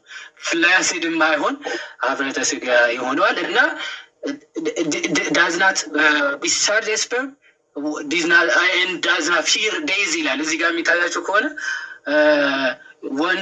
ወንዱ ማለት ነው። ያው እዚህ የሚታያቸው ከሆነ እዚህ ጋር የስ ዊዝ አንታይሪንግ ሀፍረተ ስጋ ኤንድ አንኢንዲንግ ለስት ይላል። አንኢንዲንግ ለስት አንታይሪንግ ያው ሀፍረተ ስጋ ኤንድ አንኢንዲንግ ለስት ዊዝ ፎርስ ዊዝአውት ዲስቻርጂንግ ስፐርም ኦር ፊሊንግ ዴይዝ ይላል። በቃ ያን ሁሉ ሴክስ አድርጎ ራሱ ስፐርም ዲስቻርጅ የለም፣ ሞት መፍራት ምናምን የለም። ግን ይሄንን ሴክሹዋል ዲዛይሩ ለ70 ዓመት ምናምን ይቆያል ተብሎ ተጽፎለታል። እና ያው ከሞላ ጎደል በጣም ብዙ ነገሮች ማሳየት ይቻላል። አይ ቲንክ ከዚህ በኋላ ሜርድ እየሆነ ስለሚሄድ አንተን እዚህ ጋር አሳፈርክኝ። እስልምና ላይ የምትሰሩ ወንድሞች ተረጋጉ። አይ ግን እስካሁን እንደሰማችሁት ይህ በጣም ከበቂ በላይ ነው። እውነቱን ለመናገር በዚህ ደረጃ ራሱ እንሄዳለን ብዬ አላሰብኩም ነበረ። ለናሙና የተወሰነች ነገር ብቻ ታደርጋለህ ብዬ ነበር ያሰብኩት። ኤኒዌይስ ጥሩ ነው። ምንድን ነው በዛ ማለቱ ተደጋግሞ ማሳየቱ ሰዎች ደግሞ እንዲረዱት ያደርጋል ሀሳቡን። በመጀመሪያ ደረጃ አሁን ዮሐንስ ስላለው ነገር ትንሽ የጠቅላላ ያለ ነገር እና ከኛ አንጻር አንዳንድ ነገሮችን ከመናገሪ በፊት ስለ እስልምና ነው ምን ይሰራልናል እና ይህን ባናውቀውስ የሚል ሰው ካለ ቅድም አንድ ያነበብኩላችሁ የመጽሐፍ ቅዱስ ክፍል ስላለ ምናልባት አዲስ የመጣችሁ ሰዎች ካላችሁ አንድ የመጽሐፍ ቅዱስ ክፍል ላለ ሮሜ 16 ቁጥር 17 ነው ያልኳችሁ። ሮሜ ምዕራፍ 16 ቁጥር 17 እንዲህ ይላል ቅዱስ ጳውሎስ፣ ነገር ግን ወንድሞች ሆይ እናንተ የተማራችሁትን ትምህርት የሚቃወሙትን ሙስሊሞች ይቃወማሉ አይደል? ትምህርታችንን ሰው እናንተ የተማራችሁትን ትምህርት የሚቃወሙትን መለያየትና ማሰናከያ የሚያደርጉትን እንዲህ ያሉ ሰዎችን እንድትመለከቱ ለምናችኋለሁ ይላል። ምን እንድትሉ? እንድትመለከቱ። ተው አንመለከትም አይባልም። እሺ ጋይስ ብቻ አንሳደብ። አሁን ይሄ ትምህርታቸው በቃ የነሱ ትምህርት ይሄ ትምህርት ነው። ትምህርታቸው በቃ እንግዲህ በእስልምና ውስጥ ያለው እንግዲህ የቀጣይ ህይወት ትምህርታቸው በቃ ይሄ ነው። ሰው ትምህርታቸው ይሄ ስለሆነ ብድግ አድርገን ትምህርታቸውን ይዘን ስንሳደብ አንውልም። ቢያንስ ግን ትምህርታቸው ምን እንደሆነ ግን ማወቅ አለብን፣ መመልከት አለብን። ለምን ቅዱስ ጳውሎስ እንደዚህ አለ? እንድትመለከቱ ለምናችኋለሁ አለና ከእነርሱ ዘንድ ፈቀቅ በሉ። ማሰናከያ የሚያደርጉትን ትምህርቶቻችን የሚቃወሙትን ሰዎች ከእነርሱ ፈቀቅ የምንለው ስንመለከታቸው ነው። ብዙ ጊዜ ሰው ትምህርቱን ሽፍን አድርጎ ክድን አድርጎ ሳያስነቃ ማለት ነው ያለበትን አደገኛ ትምህርት ምንም ሳታውቁት የሌላ ሰው ሃይማኖት ላይ ብቻ በመዋሸት የነሱ ትክክለኛ አስመስሎ ለማሳየት ይሞክራሉ። እስልምና እንደዚህ ያደርጋል። ብዙ ሙስሊም ወንድሞቻችን እዚህ ያሉ መምህራኑ ኡስታዞቻቸው ምናምን እንግዲህ ወንድሞችም ምን ለማድረግ ይሞክራሉ? በእነርሱ ዘንድ ያለውን አደገኛ ትምህርት እንዲነሳ ይፈልጉ። ማነው ክርስትና ላይ ግን ይመጡና ክርስትና በትክክል የሚናገረውን አይደለም፣ ክርስትና የማያስተምረውን ከመጽሐፍ ቅዱስ ደስ ያላቸው ሌሎች ጥቅስ ብቻ ምዝዝ እያደረጉ ራሳቸው እየተረጎሙ በአባቶች ተርጓሚ አይደለም በራሳቸው ተርጓሚ እየተረጎሙ የሌለ ሀሰተኛ ትምህርትን በማሰራጨት ነው የሚታወቁት። ሰው ክርስትና ትክክል አይደለም ብለው በሀሰተኛ ክሳቸው እንደዛ ለማስረገጥ ይሞክሩና ዘንድ ክርስትና ትክክል ካልሆነ እንግዲያውስ ትክክለኞቹ እኛ ነን ይላሉ። ስለነሱ ምንም እኮ የሚታወቅ ታሪክ የለም። አሁን ውስጣቸው የደበቁትን ነገር እኮ ማንም አያውቁም። ስለዛ ምንድነው ማወቁ ጥሩ ነው፣ መሳደብ ግን አስፈላጊ አይደለም። ስለዛ እንሳደብ። እንደዚህ አይነት መሳደብ ምናምን ብቻ አይደለም። በነገራችን ላይ ሙስሊም ወንድሞቻችን እንዲከፉም አልፈልግም። እውነቱን ለመናገር በምንናገራቸው ነገሮች የሙስሊም ወንድሞቻችን ልባቸውን ማቁሰል አይደለም የምንፈልገው። ቢቻል ያሉበት ቦታ ጨለማ እንደሆነ ከተረዱት እንግዲያውስ ብርሃን ደግሞ እንዲናፍቁ። ሰው ብርሃንን መናፍቅ የሚጀምረው ብርሃን ውስጥ እንደሌለ ማወቅ ሲጀምር ነው። ጋይስ ሰው ብርሃንን የሚናፍቀው መቼ ነው? ብርሃን ውስጥ እንደሌለ ሲያውቅ። ስለዛ ብርሃን ውስጥ እንዳልሆኑ ማሳወቅ አለብን። ይህንን በግልጽ ነው የምንናገሩ። የሚከፋ ካለ በዚያው በጣም ይቅርታ። ግን ብርሃን በክርስቶስ ኢየሱስ ብቻ ነው። እውነተኛው የዓለም ብርሃን ጌታ ኢየሱስ ነው። ጋይስ ሰው በክርስቶስ ካልሆነ ብርሃንን ሊያይ አይችልም። ስለዛ ብርሃንን የሚያየው በክርስቶስ በኩል እንጂ ሌላ በማንም አይደለም። ስለዛ ሰው ከክርስቶስ ውጭ ከሆነ በጨለማ አለ። አሁንም ስለ እሱም በግልጽ ነው የምንናገረው። ጌታ ኢየሱስ ይህንን ነው በቃ መጥቶ የተናገረው ይህንን ነው። በብርሃኑ እንድንመላለስ ጌታ ኢየሱስ የዓለም ብርሃን ሆኖ ወደዚህ ወደ ዓለም መጥቷል። ስለዚህ ይህንን ኮምፕሮማይዝ አናደርግም። ሰዎች ይከፋቸዋል ብለን ያለ ኢየሱስ በብርሃን መኖር ትችላላችሁ፣ ጨለማ ውስጥ አይደላችሁም አንልም። ይህንም ቦልድ የምንናገረው የፈለገው ማንም ሰው የፈለገውን ነገር ቢያመጣ ያለ ኢየሱስ ብርሃን እንደሌለ ግን በግልጽ ነው የምንናገረው። ስለዛ የስ በብርሃን ውስጥ አይደላችሁም፣ በጨለማ ውስጥ አላችሁ። አሁንም ወንድሞቻችን እህቶቻችን ፕሊዝ በጌታ ኢየሱስ በኩል ያለውን ይህንን ብርሃን ደግሞ እዩት። ጌታ ኢየሱስ እኮ ብርሃናችን ነው። ድንግዝግዝ ባለ ጨለማ ውስጥ በነበርበት በዚያን ጊዜ ሰዎች ሁሉ ወደ ጣዖት አምልኮ በገቡበት በዛ ሰዓት ፈጣሪን እንኳን እግዚአብሔርን እንኳን ማወቅ በተሳናቸው ሰዓት በብዙ ኃጢአቶች ተተብትበው የተለያዩ አማልክትን ፈጣሪ አምላክ ብለው በሚያመልኩበት በዚያ ጊዜ እውነተኛውን አምላክ እናመልከው ዘንድ ጌታ ኢየሱስ መጥቶ ስለ ሁላችን ወደ ዓለም መጥቶ በሁላችን ልብ ላይ ብርሃኑን አበራ። በዚህም ምክንያት እውነተኛውን አምላክ አወቅ ነው። ጋይስ እውነተኛውን አምላክ ያወቅ ነው ጌታ ኢየሱስ ሰው ሆኖ ስለመጣ ነው። ማለት በምልአት ያወቅ ነው የተረዳ ነው እግዚአብሔርን ጌታ ኢየሱስ ይመጣል። እስከዛ በፊትም እንደው ለሆነ ህዝብ ለአይሁዳውያን የተገለጠበት መንገድ አለ። አሁን ደግሞ በጌታችን በክርስቶስ ኢየሱስ በኩል ራሱን ገለጠ። እውነተኛውን አምላክ ስተኛስ ይዘናል። ስለዚ እናንተ ኑ ወደዚህ አምላክ የምንለው ሰው ይህንን ስንል እየተሳደብን አይደለም፣ እናንተን በማስከፋትም አይደለም የምንለው እንጂ ጨለማን ግን ማስለየት አለብን። ስለዚ ሰው ጨለማ ውስጥ እንዳለ ስትነግረው ኦኬ ጨለማ ውስጥ ነኝ አሁን ዘን ብርሃኑን ደግሞ አሳይ ማለት ይጀምራል። ለዛ ነው ይህንን የምናየው እስልምናን የምናየው እንጂ እንዲሁ የመሰዳደብ የመጨቃጨቅ ምናምን ፍላጎቱ ኑሮን እንዳሉና እንድትረዱ እንወዳለን። አንዳንድ ሰው እንደዛ ስለሚመስለው ማለት ነው። ልክ አሁን እስልምና ወይ ፕሮቴስታንት ምናምን ብሎ ሲነሳ ብለን ስናነሳ እንደዚህ የራሳቸውን ሃይማኖት አያስተምሩም እንዲ ይላሉ። ትክክል፣ የራሳችንን የምናስተምረው ስናስተምር ግን የእኛን ሃይማኖት የሚቃወም ሰው ካለ ማሰናከያን የሚያደርግ ሰው ካለ ስለሱ ደግሞ አይ እነሱ ይኸው ከዚህ አንጻር እንደዚህ አይነት እምነት አላቸው ከኛ ጋር ያላቸው ልዩነት ይሄ ነው ብለን ደግሞ እንናገራለን። ሰው ልዩነታቸው አንዱ ለምሳሌ ይሄ ነው። ዛሬ የተነሳው በጣም እንደው ቅድም ፓሽኔት ሆኖ ሲያስተምር እንደነበር አይታችሁታል። ኡስታዛቸውን ሰው ኡስታዙ ሲያስተምሩ የነበሩት የራሳቸው ትምህርት ነው፣ አያገባንም ብያቸዋለሁ። የራሳቸው ትምህርት የራሳቸው ነው፣ ግን ከኛ አንጻር ስናየው ግን ትክክል አይደለም ብለን የምናምነው። ሌሎች ኡስታዞቻቸውን ሲናገሩ እንደሰማችሁት አሁን ቅድም ዮሐዲ እንዳሳየን ሰው በገነት ተስፋ የሚያደርጉት ነገር አለ። የሚመጣው ህይወት ላይ ተስፋ የሚያደርጉት ነገር ምንድን ነው? ሌሎች ነገሮችም ተስፋ የሚደረጉ ነገሮች ሊኖሩ ይችላሉ፣ ግን ቢያንስ አሁን አንዱ ግን አይተናል። ለምሳሌ እህቶችን ተስፋ ያደርጋሉ ወንድሞች፣ ወንዶቹ ሴቶቹን ተስፋ ያደርጋሉ። ምን አይነት ሴቶችን? ጡታቸው ቁጭ ብቻ አለ ምናምን አሁን ቅድም ሲባል የሰማችሁትን እንዳላቸው እንደዚህ ሆነ። አሁን የአንድ ማይል የሆነ ምናምን የተባለው ግነታዊ ሊሆን ይችላል። ሰው ግነታዊ ከሆነ ምንድን ነው እያስተላለፍ ያለው? ግን ግርንግዳል ያላቸው እህቶች ምናምን እንደዛ ነው ተስፋ የሚያስደ እና ጉጭ ጉጭ ያለ ጡት ያላቸው እህቶችን እንደዛ ተስፋ ያስደርጋል ማለት ነው። በጣም በሚያስገርም ሁኔታ ደግሞ አንዲትን ሴት ብቻ አይደለም፣ አንዲት ሴት ለአንድ ወንድ ምናምን አይደለም። እዛ ቅድም ኡስታዙም ሲናገር እንደሰማችሁት ዮሐዴም የኢብን ካስርን አውጥቶ ሲያሳይ እንዳያችሁት 100 እህቶችን አንድ ወንድም ከ100 እህቶች ጋር በአንድ ቀን 100 ደናገራልን ይችላል። እንደዛ እሺ። ሰው 100 ሴት ከ100 ሴቶች ጋር እንደዛ ማድረግ ማለት ጋይስ ቀላል አይደለም። ማለት አሁን እንድታስብ የምፈልገው ነገር ምንድን ነው? ለምን ማሰን ስራ አይደል? ማስን ስራ በአንድ ሰዓቱ በአንድ ቀን ውስጥ 24 ሰዓት ነው ያለው ጋይስ፣ 24 ሰዓት አይደል? በ24 ሰዓት ውስጥ ከ100 ሴቶች ጋር ማለት ስታከፋፍሉት እንግዲህ በየአንዳንድ ሰዓቱ 4 ምናምን ሴቶች ጋር ይደርሳል አንድ ወንድም። ስለዛ አንዱን ሰዓት ለ4 ሴቶች ከፋፍላችሁት 15 ደቂቃ ማለት ነው። በየ15 ደቂቃ በየ15 ደቂቃ ደግሞ ሲሆን አንዲት ሴት ጋር የሚቆይበት የሆነ ሰዓት ይኖራል አይደል? የሆነ ያህል ደቂቃ። እሺ ሊስ ምን ያህል ደቂቃ ሆነ አናውቅም። በዛ ከሚሰጣቸው ብርታት አንጻር ከሆነ ብዙ ሰዓቶችን መቆየት ብዙ ደቂቃዎችን መቆየት ይኖርበታል ብዬ ተስፋ አደርጋለሁ። ግን ዝም ብላችሁ እንደ 10 ደቂቃ ብቻ በራሱ ሰጡት። 5 ደቂቃ ያርፍና ደግሞ ሌላኛው ሀገር ይሄዳል። 10 ደቂቃ ይቆያል። 5 ደቂቃ ያርፍና ደግሞ 10 ደቂቃ ይሄዳል። 5 ደቂቃ ብቻ ያርፍና በዚህ በ5 ደቂቃ በምትተርፈው ሰዓት ምንድን ነው የሚያደርገው? ይህ ወንድማችን ነው። ይህ ወንድማችን ምንድን ነው የሚያደርገው? ይሄ እኛ እምነት አይደለም። እንደዚህ አይነት ነገር እኮ የለም በመጽሐፍቶቻችን፣ እንደዚህ የለም። ኡስታዞቻችንም ተሳስተዋል የሚል ሙስሊም ካለ ባይዜ እኔ ፌር ለመሆኑ መሞክሮ ስለዛ መጥቶ ይኸው እዚሁ ጋር ይጠይቃል። ዮሐዲ እንዲጠይቅ እፈቅድለታል። የትኛው ሙስሊም ኡስታዞች ምናምን ካላችሁ ፕሊዝ ፍሪ እና በጣም ፍሪ ሁኑና እድሉን እሰጣችኋለሁ። ከየት አመጣኸው ዮሐዲ? እንዲህ ያለ ነገር በእኛ ዘንድ መች አለ ብላችሁ መጠየቅ ይቻላል። የሰማነው ያው ከኡስታዞቻችሁ ነው።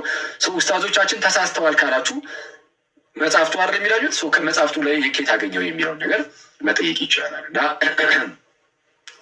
ጡተ ጉጫሞች ምናምን የሚለው እሱ እንኳን በግልጽ ቁርአኑ ላይም ስላለ የሚያከራክር ነገርም አይደለም፣ አይከራከሩበትም። ሰው እንዳልኳችሁ 10 ደቂቃ አንዲት ሴት ጋር ቆይቶ 5 ደቂቃ ያርፋል። ከዛን 10 ደቂቃ ይሄዳል፣ 5 ደቂቃ ያርፋል። እንደዛ እንደሆነ ሊሆን ነው አሁን ማትሱ እንስራው ካልን ማለት ነው። ያውም ያለ እንቅልፍ ነው ባይዚ ሙሉ ቀንም ማታ እንዳለ ሁሉንም አስብ ቢሆኑ እንደዛ የሚሆኑ እና ኢማጂን ሰው ተስፋ እያደረገ ያለው ይሄንን ነው። ጉች ያለ ጡት ያላቸውን እህቶች፣ ሰፋ ያለ ዳሌ ያላቸውን እህቶች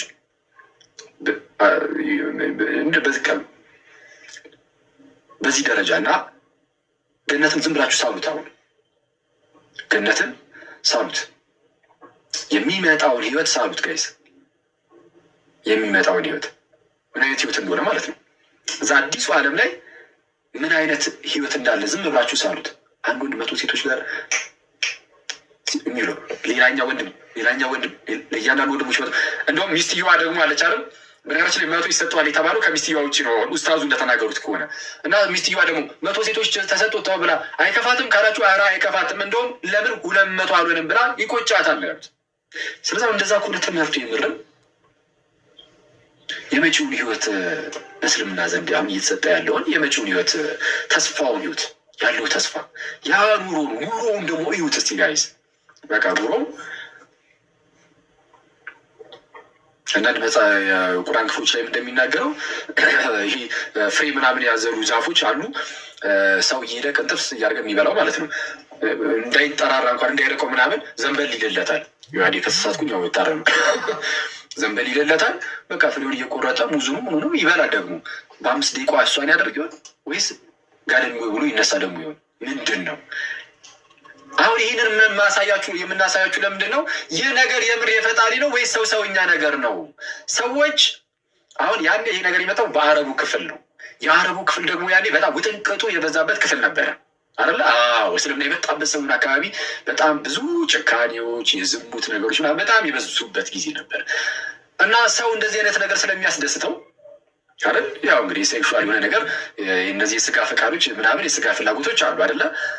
ሰዎችን ልክ እንዴት ነው አንድ ህፃን ልጅን ና ቸኮላት እገዛላለሁ ይህን ነገር ሄደና አምጣ ወይም ደግሞ አጥና ምናምን እንደምትለው ቸኮላት እገዛላለሁ ብለህ ያው ቸኮላት ስለሚወድ ያ ልጅ በሱንት እንደምትለው በሰውኛ አሰራር እዛ ላይ እኮ እንደዚህ አይነት ሴክስ አለ በጣም ብዙ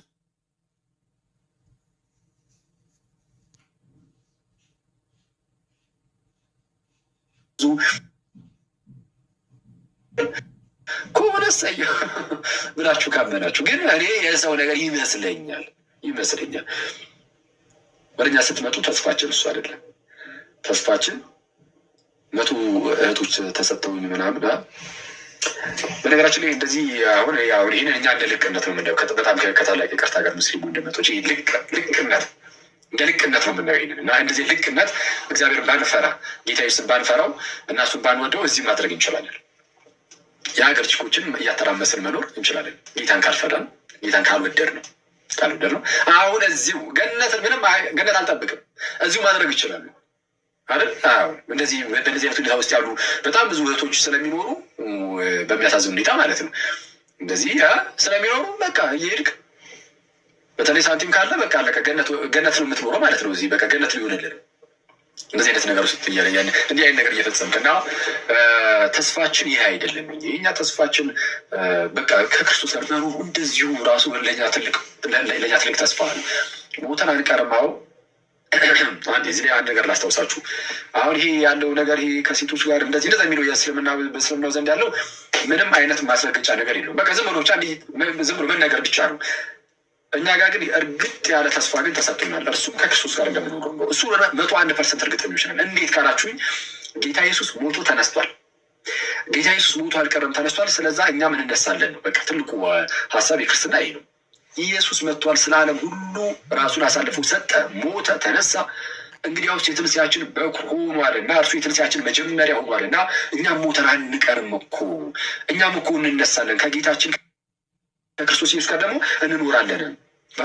መቼም ከትናንት ወዲያ ገብተን እንደተማማር ነው ማለት ነው። በዚህ ቃል ተጽናኑ ብሎ ጳውሎስ እንደተናገሩ በመጀመሪያ ተሰሎንቄ መልእክት ምዕራፍ 4:18 ላይ በዚህ ቃል እያንዳንዳችሁ ተጽናኑ ይላል። በየትኛው ቃል? ሁልጊዜ ከጌታ ጋር እንኖራለን በሚለው ሁልጊዜ ከጌታ ጋር እንኖራለን። ጋይስ አስቡት እስኪ ክርስቲያን ወንድመቶች፣ አሁን የምትወዱት ያ ጌታ ኢየሱስ ይመጣል ተመልሶ። ይህ አስባችሁ ግን ታውቃላችሁ? ባለፈው ቴሌግራም ላይ ጽፌላችሁ ነበረ። ጌታ ኢየሱስ ሲመጣ አሁን እናገኘዋለን፣ በነገር እናየዋለን ምናምን እና እናየዋለን። ክርስቶስን የምርም እናገኘዋለን። እንደዚህ ቀጥታ በአይናችን እያየ ነው። ጌታ ኢየሱስ ይመጣል እና ከእርሱ ጋር አብሮ ቅዱሳኑ ይመጣሉ። ወላዲተ አምላክም ትመጣለች። ኦፍኮርስ ከቅዱሳኑ ጋር መኖር እንጀምራለን። ያኔ ከቅዱሳን መላእክቱ ጋር ጌታ ኢየሱስ ይመጣል ዘንድ ሁላችንም እንነሳለን፣ አብረን እንሆናለን። ያኔ አስቡት፣ በጌታ በኢየሱስ ኢየሱስን እናገኘዋለን። በስመ አብ ክርስቶስ ኢየሱስን ጋይስ አምላካችንን ያ በስጋ የተገለጠውን ጌታ እሱን እናገኘዋለን። ከእሱ ጋር ደግሞ አብሮ እነዛ የምንወዳቸው ቅዱሳን ደግሞ አሉ። ከእነሱ ሁሉ ከቅዱስ ጳውሎስ ጋር እኮ እንገናኛለን አይደል?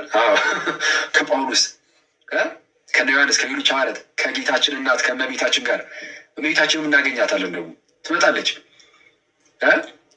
በጣም በጌታ ምሕረት እንደዚህ አይነት ሁኔታ ውስጥ ነው የምንገባው። እንዲህ በኢየሱስም እግዚአብሔርን እንዲህ ጌታችን ኢየሱስን ማግኘት እሱ ፈቅዶልን እግሩን ሄደን ብንነካው ብንስመው በስመ አብ እንደዚህ የሆንን ዘለዓለሙ አንድ ቀን ነው የሚሆንብን እና ከጌታ ጋር እንኖራለን የሚለው ለእኛ ትልቁ ተስፋችን ነው። አለቀ። የክርስትና ትልቁ ተስፋ ምንድን ነው ከተባለ ጌታ ኢየሱስ ይመጣል። የተባረከው ተስፋችን ይሄ ነው። የተባረከው ተስፋችን አይደል የሚለው ቅዱስ ጳውሎስ ሰዎችን ሁሉ የሚያድን የእግዚአብሔር ጸጋ ተገልጧልና ይለና ቲቶ ምዕራፍ 2 ይህንን ሁላችሁም የሚያዙ በጣም የምወደው የመጽሐፍ ቅዱስ ክፍል ይሄ ነው። እግዚአብሔር ከኛ ጋር ከሆነ ማን ይቃወመናል የሚለው እንዳለ ሆኖ ትላለ። ቲቶ ምዕራፍ 2 ከቁጥር 11 ጀምሮ ደግሞ ያለው በጣም የምወደው የእግዚአብሔር ቃል ነው። ሰዎችን ሁሉ የሚያድን የእግዚአብሔር ጸጋ ተገልጧልና ይላል። ሰዎችን ሁሉ የሚያድን የእግዚአብሔር ጸጋ ተገልጧልና ይህም ጸጋ ይህ የተገለጠው ሰዎችን ሁሉ የሚያድነው የእግዚአብሔር ጸጋ ኃጢአተኝነትንና ዓለማዊ ምኞትን ክደን ኃጢአተኝነት ጋይስ እዚህ ኃጢአተኝነት ለምሳሌ ዝሙት ኃጢአተኝነት ነው። ከብዙ ሴቶች ጋር እንደዚህ ነገር መፈጸም ኃጢአት ነው።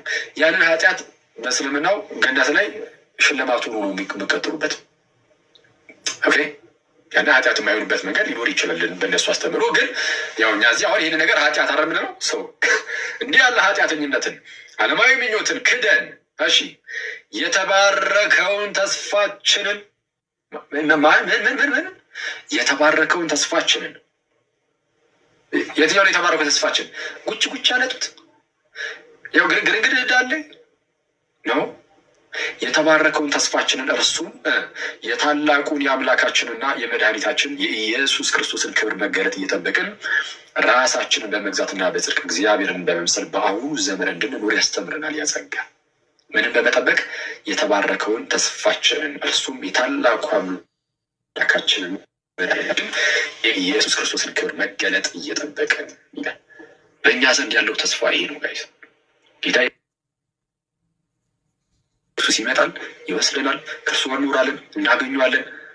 ኧረ በስመ አብ! አሁን ሞት ያስፈራናል ጋይስ፣ ሞት ያስፈራናል። ይህንን እዚህ ነገር ላይ በጣም ጥሩ እምነት ካለን ትልቅ እምነት ካለን የምር ሞት ያስፈራናል። ጌታ ስንሄድ ክርስቶስን እንደምናገኘው ካወቅን በተስፋው እርግጠኛ ነን። በነገራችን ላይ ጌታ ኢየሱስ በሰጠን ተስፋ እርግጠኞች ነን፣ 101% እርግጠኞች ነን።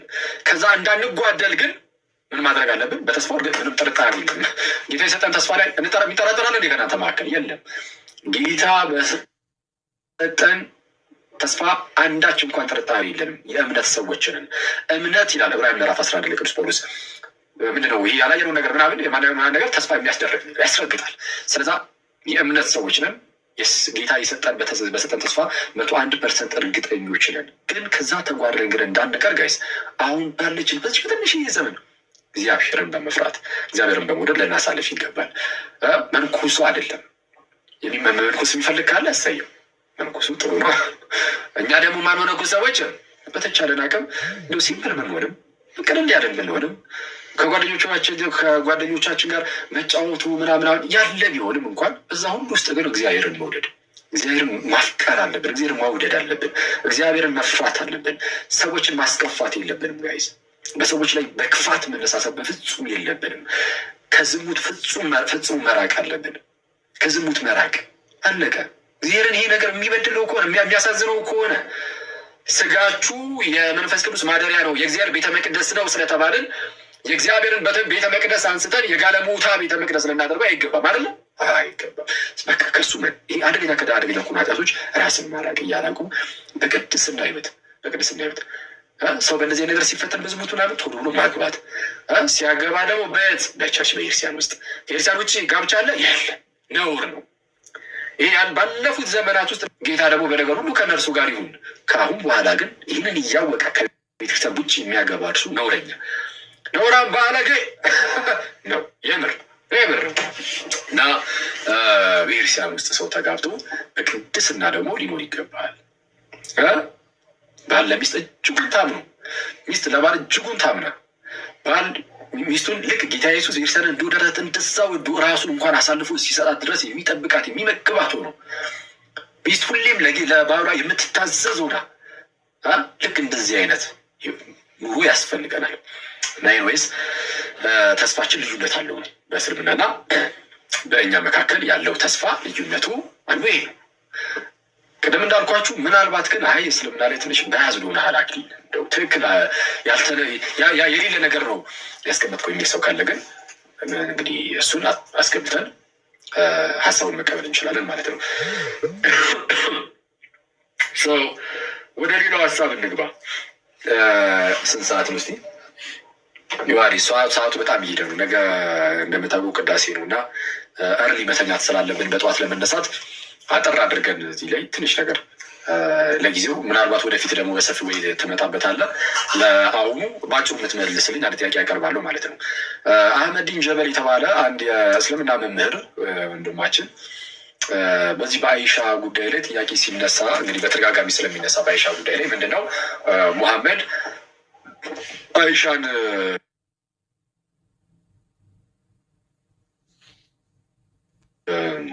ሲያገባት ገና ሕፃን ልጅ ነበረች የሚል ነገር ተነስቶ በዛ ትችት ይቀርባል። ምክንያቱም ገና በአሻንጉሊት የምትጫወት ልጅ ስለነበረች በአሻንጉሊት የምትጫወት ልጅ አሻንጉሊቷን አስጥሎ ወይም ከና አሻንጉሊቷ እሱ አያገባም። ይሄ ክርክራቸው ድረስ አይደለም። ደግሞ አሻንጉሊቷን አስጥሏታል ወይስ እንደያዘች ነው እንዳትሉ። አሻንጉሊት ይዛ እንደነበረ ይታወቃል። በአሻንጉሊት ስትጫወት እንደነበረ ሐዲሳቱ በግልጽ ተናግረዋል። ግን አልጋ ላይ ሲያስተኛት ግን አሻንጉሊቱን አስጥሎ ነው ወይስ አያስጥል የሚለውን እሱ አያገባን። ሆነም አልሆነም ግን በአሻንጉሊት የምትጫወት ልጅ እንደዚህ አድርጓል ተብሎ ትችት ይቀርባል። እንግዲህ እስልምና ላይ ትችት ያቀርባሉ ሰዎች። ይህንን ለመመለስ ሲፈልግ በራሱ መንገድ ይሄ እንደው ከዚህ አንጻር ነው ከዚህ አንጻር ነው ብሎ መመለስ ይቻላል። ትችቱ አግባብነት ከሌለውም ከዚህ አንጻር አግባብነት የለውም ብሎ ማስረዳት ይቻላል። ከዚህ አርቀው አልፈው ግን የሌላ ሰው ሃይማኖት ላይ ይመጣሉ። ሙስሊሞች ይመጡና ያልተደረገ ነገር እንደተደረገ አድርገው ለመናገር ሲሞክሩ ያለ የተደረገ ነገር ከሆነ ችግር የለውም። ግን ያልተደረገ ነገርን በምን መልኩ ሲናገሩ ሰማል። እመቤታችን ከቅዱስ ዮሴፍ ጋር የነበራት ግንኙነት ልክ ሙሐመድ ከአይሻ ጋር እንደነበረው ግንኙነት ከእሱ ጋር ለማነጻጸር ሲሞክሩ አይተናል። የእመቤታችን ፍል ምንም የሚገናኝ ነገር የለውም። ኦፍኮርስ ሰው የእመቤታችን ምንም ግንኙነት እንደሌለው እንድታውቁ አስቀድመን ከአይሻ ጋር በተያያዘ በአይሻ እና በመሐመድ መካከል ያለውን ግንኙነት እስቲ በጣም ለአጭር ላይ ገባዲ መርዘም የለበትም ቶሎ መተኛት አለብን ባል እና እሱን ለናሙና ያህል ትንሽ ማስረጃዎችን አሳየንና እናልፋለን።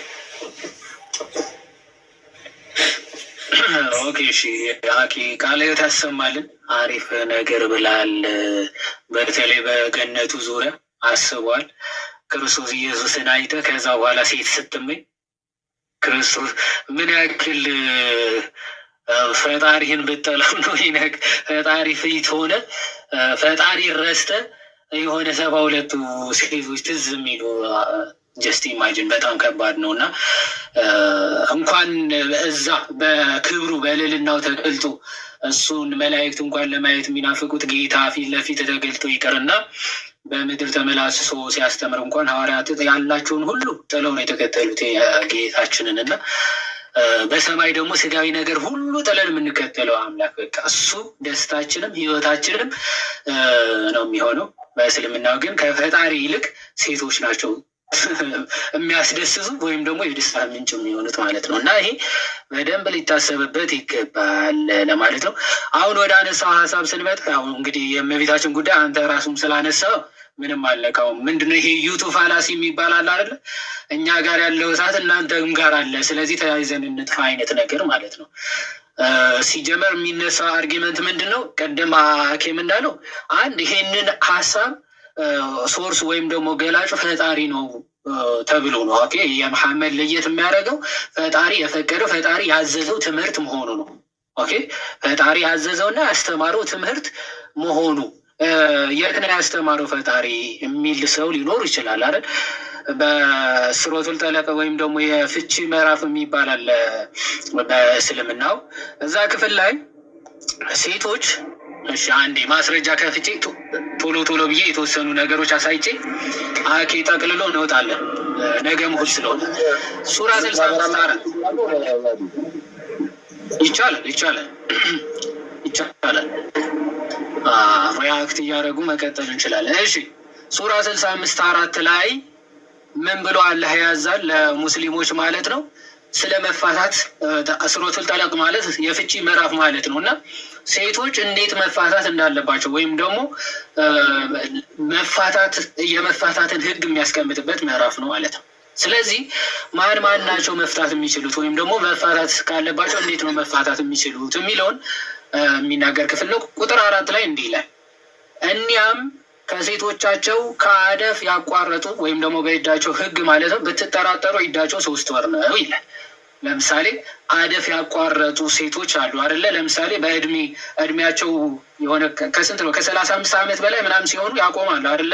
ፔሪድ ማየት ልክ እንደዚያ እነዛ ያቋረጡ ሴቶች ከሆኑ ስትፈቷቸው በምን አይነት መልክ ነው የምትፈቷቸው የሚለው ያው ከተፋቱ ከ3 ወር በኋላ ማግባት ይችላሉ።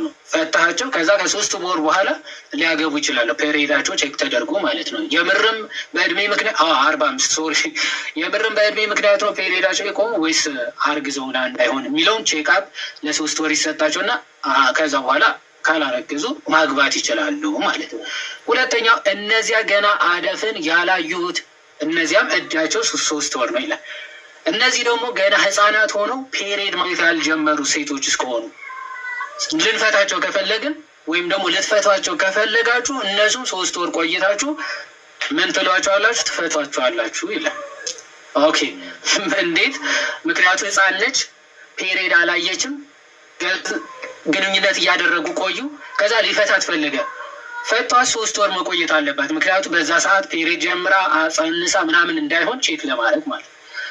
ካላየች ምናምን ስቲል አሁንም ከ3 ወር በኋላ ግን ድጋሜ ሌላ ሰው ልታገባ ወይም ደግሞ ማግባትም ትችላለች ማለት ነው። እርጉዞች ከሆኑ እርግዝናቸው እስኪያልቅ ድረስ ወይም ደግሞ እስኪወልዱ ድረስ ነው የሚል ህግ ትመለከታላችሁ። እዚህ ጋር ኢዳቸውን ወይም ደግሞ ኢዳ ይሄ ገና አደፍን ያላዩ የተባሉት አንዳንዶቹ ሙስሊሞች ምን ለማለት ይሞክራል? አይ ይሄ እኮ የተባለው በበሽታ ምክንያት እድሜያቸው ራሱ ደርሶ ያማዩ ሊሆኑ ይችላሉ፣ እንደዛ እያለ ነው ለማለት ይሞክራል።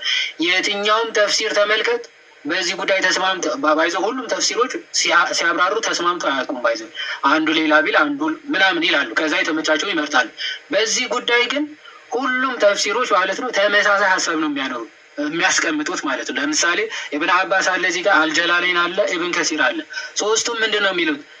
ኦኬ ገና አደፍን ያላዩ የተባሉት እነማን ናቸው ተብሎ ሲጠየቅ መሐመድ ምን አለ?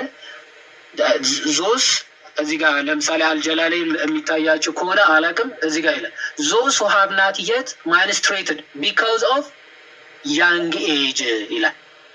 እድሜያቸው በጣም ትንሽ ከመሆኑ የተነሳ ፔሪድን ያላዩ ሴቶች ፈታችኋቸው 3 ወር ቆይተው ድጋሚ ማግባት ይችላሉ ይላል። ኢብን ከሲርም ተመሳሳይ ሀሳብ ያነሳል። ስለዚህ በፈጣሪያቸው ደረጃ ምን ይላል? ፔሪድ ያላዩ ሴቶች ማግባት እንደሚቻል፣ ማግባት ብቻ አይደለም መፍታትም እንደምችል ህግ እያስቀመጠ ነው። ይሄንን መሰረት አድርጎ መሐመድ ራሱ አይሻ ጅብሪል በካርትን ወይም ደግሞ ይሄ ሸራ ስሎ ሰጠኝ እና አንቺ ሚስቴ እንደምትሆኝ አላህ ነግሮ ነበር፣ ወይም ደግሞ አሳይቶኝ በጅብሪል በኩል የሆነ አይሻ እንዲያገባት ባይዘው የታጨችለት ማለት ነው። ይህ ፐርፐዝሊ በፈጣሪ የታዘዘ ትእዛዝ ነው በእስልምናው ሲሆን ማለት ፈጣሪ እንዴት ገና የወር አበባ ማየት ያልጀመረችን ህፃን ልጅን ኦኬ አያገባ ብሎ ኦርደር በቃ በስዕል አቅርቦለት ሊያቀርብ ይችላል። ገና ፔሪድ ማየት ያልጀመረች እቃ ብላ ጠግባ ያልጨረሰች ህፃን ልጅ መምረጥ ክፉና ደጉ መምረጥ የማትችል ልጅ እንዴት ሊያጋባው ይችላል ተብሎ ሲጠየቁ ድንግል ማርያም ገብርኤል መጥቶ አብስሯት ይህ እንዴት ሊሆን ይችላል ብላ ኦኬ በራሷ ኮንፌስ አድርጋ ይሁንልኝ ይደረግልኝ ብላ አሜን ብላ መቀበል ምስል እናት ማነጻጸር አታፍሩ ማለት ሼም አይደለም?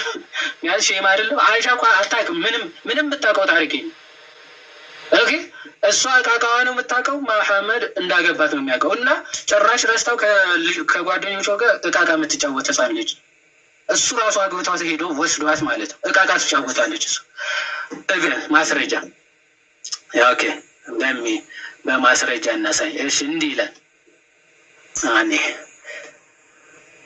እሺ ማስረጃውን ልክፈት። እሺ እስከምከፍት ድረስ እስከምከፍት ድረስ ሰው እያየን ያለ ነው ጋይዝ። ሙሐመድ እንግዲህ አይሻ የምትባልን እህት እንደዚህ አግብቱ ነበረ እና በልጅነቱ አግብቷት ስለነበረ ለዚህ ጉዳይ አንዳንድ ትችቶች ሲደርስባቸው ከማን ጋር እያነጻጸሩ ነው አልኳችሁ? ቅዱስ ዮሴፍ እና ወላዲተ አምላክ መካከል ያለው ግንኙነት ልክ እንደዛ ሊሆን አስመስለው ያልተገባ ነገርን በእመቤታችን ላይ በቅዱስ ዮሴፍ ላይም ሲናገሩ ይሰማሉ። ይህ ያልተገባ ነገር ነው። ከመጽሐፍት ላይ ያላገኙትን ነው እንደዚህ በዛ መልኩ ለማስቀመጥ የሚሞክሩት እና ሰው ምን እያልኳችሁ ነው? የምር ለንጽጽር የሚበቃ ነገር ነው ወይ የሚለውን እንድታውቁት እንድትረዱት የአይሻን ነገር በደንብ ተረዱት ማለት ነው። አሁን ዮሐድ እያሳየን ያለው እሱ ነው። ራሱ ፈጣሪ ነው። አንደኛ አይሻን የመረጠው ለመሐመድ ከፈጣሪ ዘንድ የተመረጠችለት ሆናለች። ስትመረጠለት ደግሞ አይሻ ደግሞ ገና አቃቃ የምትጫወት አሻንጉሊት ያላት በአሻንጉሊት የምትጫወት ልጅ ነበረች። የ9 ዓመት ልጅ የ7 ዓመት የ6 ዓመት ልጅ እያለች አገባት። በ9 ዓመት ደግሞ የኮንሱሜሽኑ ነው። የ9 ዓመት ህፃን ልጅ እያለች አሻንጉሊት በምትጫወትበት ሰዓት ወደ አልጋ ላይ ይዟት ወጥቷል የሚል ትችት ይቀርባል። ስለዚህ አሁን ትችቱን መጀመሪያ መረዳት አለብን። እነሱ እንዴት ከእመቤታችን ጋር እንዳገናኙት እንድትረዱ ማለት ነው። እና ሰው እስኪ ትችቱን በደንብ ለመረዳት እሱን እየነገረን ያለው ያሳየን ነው። ያ በጣም ተስፋችን ኢየሱስ ነው የሚለው ኮሜንት ጥሩ ነው። ተስፋችን ኢየሱስ ሁሌም ሌላ ቦታም ስትሄዱ ከሆነ ጥሩ ተስፋችን ኢየሱስ የሚለው ጥሩ ኮሜንት ነው። ፕላስ ደግሞ ቅድም ዮሐዴን አመቶሽ የማስገባቻ ልጅ ስትሉ ነበረ። እያሰብንበት ነበረ እኛም በምን መልኩ ነገሮች እንትን እንደምንል። የኔም አካውንት አጋጣሚ በጣም ስለተመታ ቪዲዮ ያን ያህል ብሰራም ያን ያህል የሚጠቅሙ አልመሰለኝም። ስለዛ የተወሰነ ይነሳሳና ቪዲዮን የምሰራለት ይሆናል። ፕሊዝ በተቻላችሁ አቅም ዮሐዴን ፎሎ ያደረጋችሁ ሰዎች ፎሎ አድርጉት። በጣም የተወደደ ወንድማችን ነው። እስልምና ላይ ይሰራል። እስልምና ላይ ሲሰራም ደግሞ የሆነ ጥሩ በሆነ ወይ ይሰራል። ጥሩ ነው። አሪፍ ነው። በጣም ቆንጆ በደንብ እውቀቱን በጣም ቆንጆ ነው። ፕላስ ደግሞ ሰዎችን በማያበሽቅ መልኩ እያደረገ ለማስረዳት የሚሞክር ወንድማችን ስለሆነ ፎሎ ማድረግ አትርሱ ዮሐዴን።